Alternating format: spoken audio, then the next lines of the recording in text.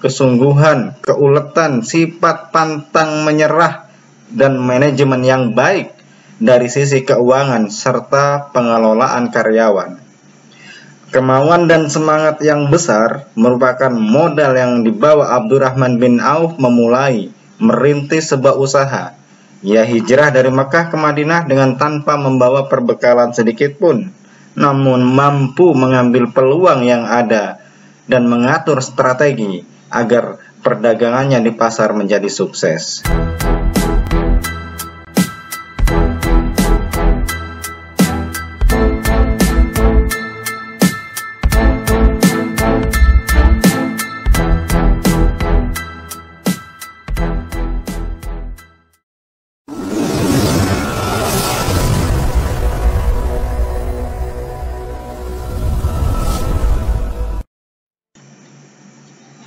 Assalamualaikum warahmatullahi wabarakatuh. Jumpa lagi bersama saya Bagus Muhammad Sukron di channel TMM Official.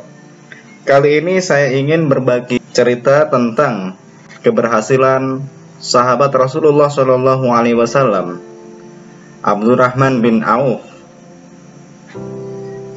Yang kita kenal, beliau adalah sahabat terkaya dan sahabat yang paling berhasil dalam berdagang. Prinsip-prinsip yang beliau lakukan terkhusus untuk memotivasi saya pribadi dan sahabat semua para pedagang.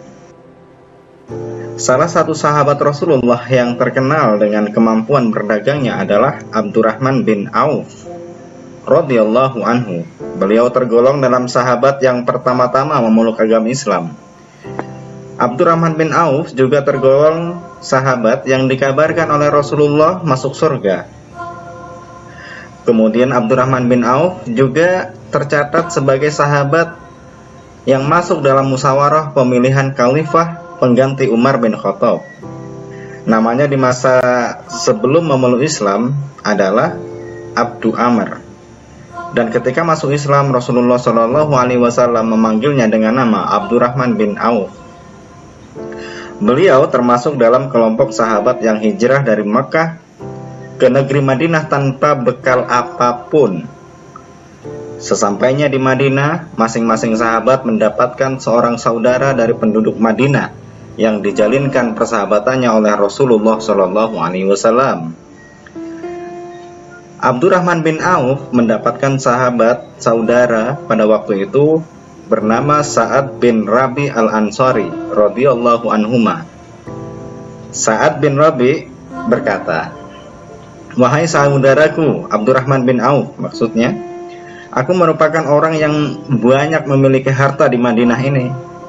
Aku mempunyai 2 kebun. Aku mempunyai 2 istri. Engkau dapat memilih kebun mana yang engkau sukai dan engkau akan memberikannya kepadamu." Kata sahabat dari Madinah tadi akan memberikan kebunnya kepada Abdurrahman bin Auf. "Aku pun akan menceraikan salah satu istriku untuk engkau nikahi." Demikian Sa'ad berkata kepada Abdurrahman. Yang mengejutkan adalah jawaban Abdurrahman bin Auf, "Terima kasih wahai saudaraku, semoga Allah memberkahi keluarga dan hartamu. Cukup bagiku tunjukkan di mana letak pasar kepadaku."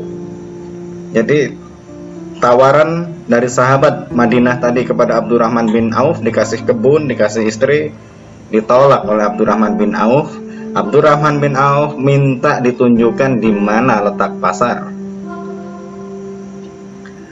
Kemudian Sa'ad pun membawa dan menunjukkan kepada Abdurrahman bin Auf letak pasar, dan di sanalah beliau mulai melakukan perdagangan dan mendapatkan keuntungan. Keuntungan yang diperolehnya sedikit demi sedikit ditabung hingga semakin hari semakin bertambah. Ia pun kemudian berkata, "Dunia telah terbuka bagiku, sampai aku merasa seandainya aku mengangkat sebuah batu, niscaya aku akan mendapatkan di bawah batu itu emas dan perak." Sungguh besar berkah yang beliau dapatkan dari Allah Subhanahu wa Ta'ala. Sahabat Abdurrahman bin Auf pun menjelma menjadi seorang saudagar kaya raya Beliau memiliki beberapa kafilah dagang dengan banyak pegawai di dalamnya. Beliau merupakan seorang pedagang yang sangat mahir dalam mengatur manajemen usaha yang dibangunnya. Dalam berdagang, beliau sangat terkenal dengan kedermawanannya. Beliau pernah mengirimkan kafilah dagang ke Madinah sebanyak 700 unta beserta pegawainya, dengan membawa gandum, tepung, minyak, pakaian, bejana-bejana, minyak wangi, dan semua yang diperlukan untuk penduduk Madinah. Semua barang-barang itu dijual dengan peruntukannya untuk fakir miskin di kota Madinah, yang pada masa itu sedang mengalami kesulitan ekonomi. Menjelang wafatnya, sebelum beliau memerdekakan budak-budaknya, beliau membagikan harta kepada sahabat yang pernah ikut perang Badar masing-masing 400 dinar emas. Meskipun hartanya untuk dibagi-bagi kepada warga Madinah, beliau masih mempunyai 1000 ekor unta, 100 ekor kuda, dan 3000 ekor kambing. 4 orang istri Abdurrahman bin Auf pun sudah mendapatkan warisan yang sangat melimpah. Masing-masing istri diberi warisan 80.000 dinar. Tak hanya sampai di situ, masih banyak sisa emas dan perak yang kemudian dipotong-potong untuk dibagikan ke keluarganya. Ini adalah berkat doa Rasulullah kepada Abdurrahman bin Auf, sehingga hartanya menjadi berkah. Bahkan saking berlimpahnya, beliau sangat kesulitan untuk kemana lagi menyedekahkan harta-hartanya. Masya Allah, kaya raya, sumbangan untuk kaum fakir dan miskin di Madinah hampir semua rata, sampai hampir-hampir gak ada yang mau disedekahkan karena semua sudah dikasih sama Abdurrahman bin Auf. Inilah profesi dagang, profesi perdagangan yang dilakukan oleh Abdurrahman bin Auf, sehingga dari dagang itu beliau berhasil menjadi muslim yang kaya raya, muslim yang dermawan, hartanya untuk agama Islam, dan keluarga yang ditinggali dengan warisan yang luar biasa banyaknya. Yang menjadi pertanyaan bagi kita semua yang profesinya saat ini adalah pedagang, apa sebenarnya prinsip atau cara dagang Abdurrahman bin Auf? Tentang keberhasilan Abdurrahman bin Auf, setidaknya ada 8 prinsip cara dagang Abdurrahman bin Auf sehingga beliau berhasil dan bisa kita petik pelajaran. Yang pertama, berani memulai usaha. Kisah Abdurrahman bin Auf radhiyallahu anhu di atas memberikan gambaran kepada kita tentang bagaimana Abdurrahman bin Auf memulai usahanya. Diawali dengan tangan kosong, tanpa modal, tanpa harta modal yang banyak, karena beliau hijrah dari Makkah ke Madinah hanya membawa baju yang nempel di badannya. Lalu beliau ditawari oleh sahabat dari Madinah pada waktu itu kekayaan, kebun, dan istri. Beliau menolak. Beliau hanya minta di mana? Pasar. Nah, hal ini menunjukkan bahwa berani memulai usaha, mental yang kuat, kemauan, kesungguhan, keuletan, sifat pantang menyerah, dan manajemen yang baik dari sisi keuangan serta pengelolaan karyawan. Kemauan dan semangat yang besar merupakan modal yang dibawa Abdurrahman bin Auf memulai merintis sebuah usaha. Ia hijrah dari Makkah ke Madinah dengan tanpa membawa perbekalan sedikit pun, namun mampu mengambil peluang yang ada dan mengatur strategi agar perdagangannya di pasar menjadi sukses. Teman-teman sekalian, seringkali bagi para pemula dalam berbisnis, lintasan pikiran tentang kemungkinan gagal dari bisnis yang akan dirintisnya merupakan pertanyaan yang kerap menghantui. Tidak jarang pikiran seperti itu membatasi ruang gerak hingga membatalkan niat untuk memulai berbisnis. Gagal dalam usaha merupakan sebuah keniscayaan. Akan tetapi bukan berarti kita kemudian menjadi takut, berhenti, untuk selalu mencoba, menghitung-hitung untung rugi, peluang, strategi dalam memulai usaha. Akan tetapi, terlalu banyak perhitungan akan cenderung menyebabkan kita takut untuk mencoba. Lebih baik mencoba walaupun kemungkinan akan gagal daripada tidak mencoba sama sekali. Jangan juga lupakan untuk selalu mencari ilmu, khususnya para pemula. Carilah ilmu untuk berbisnis, berdagang, sebagaimana apa yang mungkin saya sampaikan ini. Kita belajar sama-sama bersama sahabat Nabi Abdurrahman bin Auf.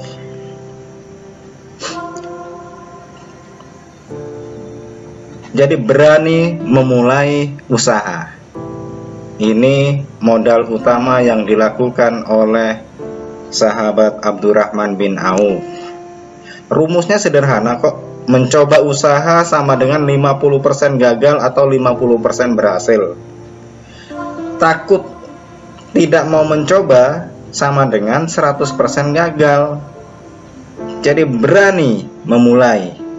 Jangan mikir untung rugi, jangan mikir nanti ini jalan apa kagak, nanti ini maju apa enggak, nanti ini rugi apa. Hilangkan itu semua. Berangkat dari niat bismillah, mulai untuk berbisnis. Yang kedua, jujur dan sabar. Kejujuran merupakan landasan utama bisnis seorang Abdurrahman bin Auf. Tak heran jika para pelanggannya menjadi puas dan memiliki kepercayaan yang tinggi kepadanya, sehingga mereka senantiasa membeli barang dagangan yang dijual oleh Abdurrahman bin Auf. Jika berdagang tidak disertai dengan kejujuran, maka barang yang kurang bagus kita katakan bagus. Efeknya kekecewaan pelanggan, dan kedepannya mereka tidak akan pernah membeli barang dari kita lagi. Bukan hanya itu, pemberitaan dari mulut ke mulut pun menjadi efek yang sangat besar terhadap laris atau tidaknya barang dagangan kita. Nah, teman-teman sekalian, berwirausaha atau memulai bisnis harus disertai dengan kesabaran pasti. Karena ketika berdagang maka sudah sangat jamak apabila dagangan kita ini kadang laris, kadang sepi. Jika dagangan sepi pembeli, maka hal yang harus dilakukan adalah melakukan evaluasi atau faktor-faktor penyebab dagangan sepi. Jangan berhenti di tengah-tengah jalan. Ketika barang tidak laku, jika tidak bisa dipertahankan, maka ganti barang dagangan dengan sesuatu yang dibutuhkan di masyarakat. Ketika barang dagangan laris, manis, dan kita mendapatkan keuntungan, maka jangan langsung dihabiskan untuk memenuhi keinginan-keinginan. Bersabarlah sejenak, pikirkan langkah apa yang harus dilakukan berikutnya dengan hasil tersebut. Abdurrahman bin Auf ketika mendapatkan keuntungan, beliau menabungnya, dan sebagian diputar kembali untuk modal, begitu seterusnya, sehingga lama-kelamaan keuntungannya membesar. Kemudian yang ketiga, susun strategi untuk menarik customer. Senantiasa mengamati pasar, pola pasar dengan melakukan observasi mengenai keadaan konsumen. Jika kita hidup di lingkungan petani beras, maka jangan menjual beras kepada mereka, karena mereka pun pasti punya beras. Menjual barang-barang dibutuhkan di masyarakat menjadi tolak ukur apa yang akan kita jual belikan, sehingga kita bisa menghitung-hitung untung ruginya. Yang keempat, pertahankan kualitas barang. Ini salah satu hal yang dilakukan oleh sahabat Abdurrahman bin Auf. Kualitas barang, satu hal yang juga kadang dilupakan oleh para pedagang kekinian nih, adalah tidak menjaga kualitas barang karena ingin meraih keuntungan yang lebih banyak. Ini merupakan sebuah kekeliruan. Tidak sedikit konsumen yang melihat kualitas barang, walaupun sedikit lebih mahal dari pedagang yang lain, pada awalnya mungkin keuntungan diperoleh menjadi sangat tipis. Akan tetapi jika kualitas barangnya baik, maka pelanggan akan tetap datang walaupun harganya dinaikkan. Jadi kualitas barang harus jadi prioritas dalam memulai bisnis. Kemudian yang kelima, manajemen keuangan. Faktor ini menjadi penting dalam usaha. Manajemen keuangan yang baik, perhatikan modal yang dikeluarkan dan pemasukan keuangan, termasuk di dalamnya membuat laporan perkembangan keuangan perusahaan melalui neraca debit, neraca kredit usaha yang sedang dikembangkan. Pengusaha seperti Abdurrahman bin Auf yang memiliki harta melimpah tidak terlepas dari manajemen keuangan yang baik dan tersusun rapi. Beliau juga pasti membuat pembukuan yang baik dalam setiap usaha yang dilakukan. Keuntungan besar yang beliau raih dari perdagangannya tentunya tidak beliau lakukan sendiri, akan tetapi ada sejumlah pegawai yang turut membantunya dalam menjalankan struktur perusahaan, termasuk juga fungsi dalam mengurusi masalah keuangan perusahaan. Manajemen keuangan itu menjadi jantung usaha kita. Kalau kita dalam pola mengatur keuangan kita tidak benar, maka usaha kita lambat laun akan amburadul walaupun dagangan kita laris. Kalau manajemen keuangannya tidak benar, maka juga akan menggerogoti usaha kita sendiri menjadi carut marut. Yang keenam, memperhatikan kesejahteraan karyawan. Kesejahteraan karyawan merupakan salah satu faktor penting dalam mengembang bisnis. Agar karyawan yang sudah dibina dan dipercaya perusahaan tidak pindah ke perusahaan lain. Menjaga motivasi, semangat kerja, serta meningkatkan loyalitas karyawan terhadap perusahaan. Ini penting untuk dilakukan kalau kita sudah punya karyawan. Untuk menjaga loyalitas karyawan ini, perusahaan hendaknya memberikan kompensasi kesejahteraan yang lengkap, mampu membuat karyawan merasa nyaman bekerja dan pada perusahaan kita atau usaha kita. Kemudian yang ketujuh, menggenggam dunia dengan tangan bukan dengan hati. Meskipun termasuk sahabat paling kaya nih, Abdurrahman bin Auf tetap berperilaku sederhana dalam hidup kesehariannya. Ia tidak silau dengan harta yang dimilikinya. Seluruh harta yang ia punya tidak membuat dirinya tertipu dan tidak pula mengubah kepribadiannya. Kesederhanaan seseorang Abdurrahman bin Auf dalam kesehariannya seringkali membuat banyak orang yang tidak bisa membedakan antara beliau dengan para budaknya ketika berjalan bersama-sama. Jadi walaupun kita katakan berhasil dalam berdagang, tetap jadikan dunia kita pegang di tangan, kita genggam di tangan, bukan masuk ke dalam hati. Karena kalau sudah masuk ke dalam hati, maka perubahan pola pikir kita akan berubah. Yang tadinya santuy, yang tadinya biasa-biasa, berlagak sok. Nah ini yang nggak benar, sok kaya, sok, dan lain sebagainya. Kemudian yang kedelapan, bersedekah. Tidak bisa dipungkiri lagi bahwa saat ini kaum muslimin butuh orang-orang Islam yang dengan ikhlas menginfakkan harta serta jiwanya di jalan Allah. Tidak melulu berperang dengan senjata, namun ikhlas dan rela untuk berperang dengan menginfakkan harta. Salah satu pondasi kesuksesan bisnis Abdurrahman bin Auf adalah keikhlasannya dalam menginfakkan harta bendanya, bahkan jiwanya di jalan Allah.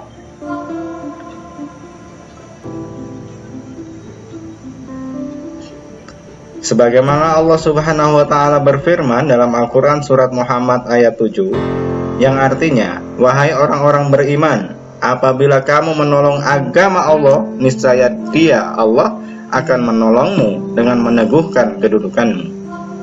Sahabat sekalian, teman-teman sekalian, seprofesi dengan saya, pedagang. Demikianlah 8 prinsip berdagang cara Abdurrahman bin Auf.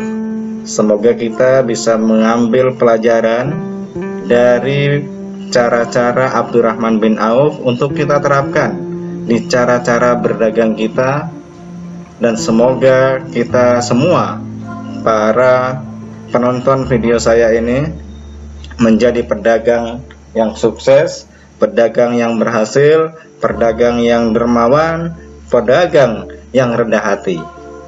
Terima kasih bagi kalian yang baru saja nonton video saya. Jangan lupa like, komen, dan subscribe. Tekan tombol loncengnya agar Anda orang pertama yang mendapatkan notifikasi dari video saya. Terima kasih. Assalamualaikum warahmatullahi wabarakatuh.